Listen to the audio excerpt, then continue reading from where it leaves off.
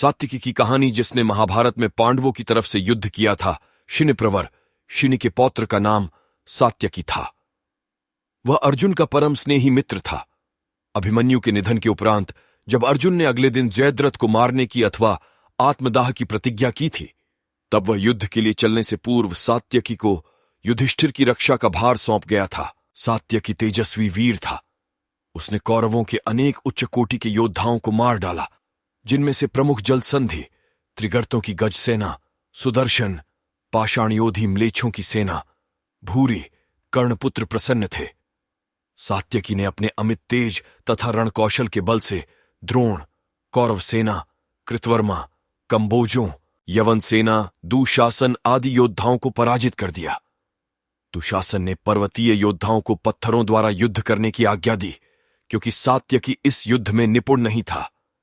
सात्यकी ने क्षिप्र गति से छोड़े बाणों से पत्थरों को चूर चूर कर डाला तथा उनके गिरने से सारी सेनाएं आहत होने लगीं।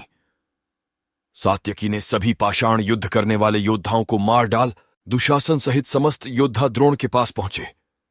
द्रोणाचार्य ने जुए का स्मरण दिलाकर कायर दुशासन को बहुत फटकारा। भूरिश्रवा ने सात्यकी का रथ खंडित कर दिया, सात्यकी को भूमि पर पटक दिया। भूरिश्रवा ने उसके बालों की छोटी एक हाथ में पकड़ ली तथा दूसरे से तलवार उठाई। तभी अर्जुन के प्रहार से उसका दाहिना हाथ कट गया।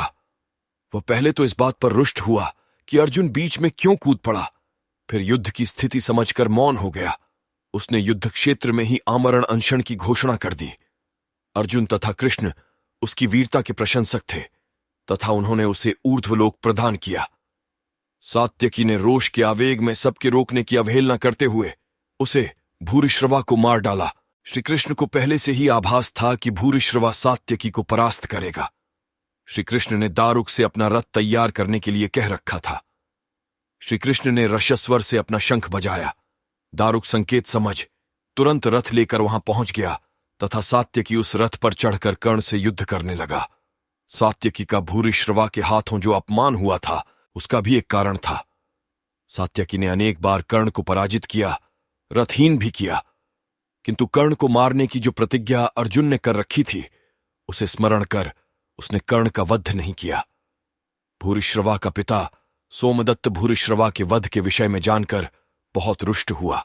उसके अनुसार हाथ कटे व्यक्ति को इस प्रकार से मारना अधर्म था। उसने सात्यकी को युद्ध के लिए ललकारा, किंतु श्री कृष्ण तथा अर्जुन के सहायक होने के कारण सात्यकी ने सहज ही उसे पराजित कर दिया तथा कालांतर में मार डाला।